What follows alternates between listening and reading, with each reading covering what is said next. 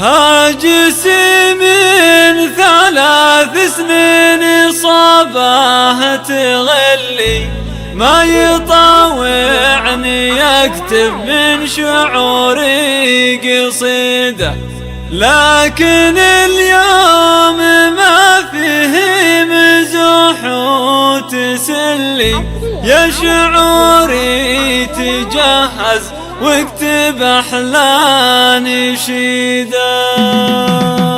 هاجس من 3 سنين صباه تغلي، ما يطاوعني يكتب من شعوري قصيدة، لكن اليوم ما فيه مزح وتسلي، يا شعوري تجهز واكتب أحلى نشيدة. ألف مبروك عرسك يا بعد كل باللي، يا عسى الله يكتب لك حياة سعيدة. ألف مبروك يا صغار وأنتِ من اللي مجدهم ما تغير من سنين عديدة، بنت عادي العتبي والمقام المظل، شيخة ما توصف البيوت الفريدة. في زواجك حضرت وخاطري مستهل، شوفي أفراح أخوك الجارية في وريدة، يا عسى الهم عنك وعن حياتك يولي وتشرع لك أبواب الحياة الرغيدة. خذ كلامي يا نايف وانت رجل مصلي، ما يشيل الأمانة غيرك وين وليدة، وانت من لامة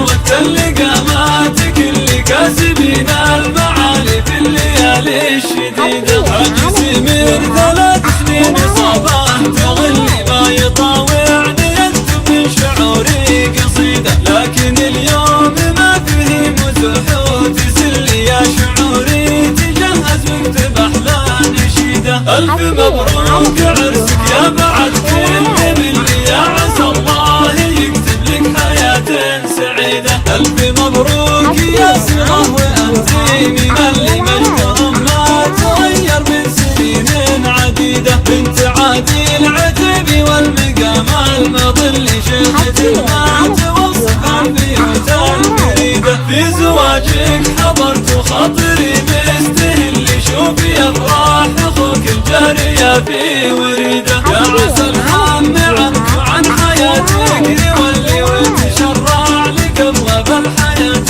الرغيدة. خذ كلامي يا نايف وانت رجل مصلي، ما يشيل الأمانة غيرك وين وليدة، وانت بالله بجن وقت اللقامة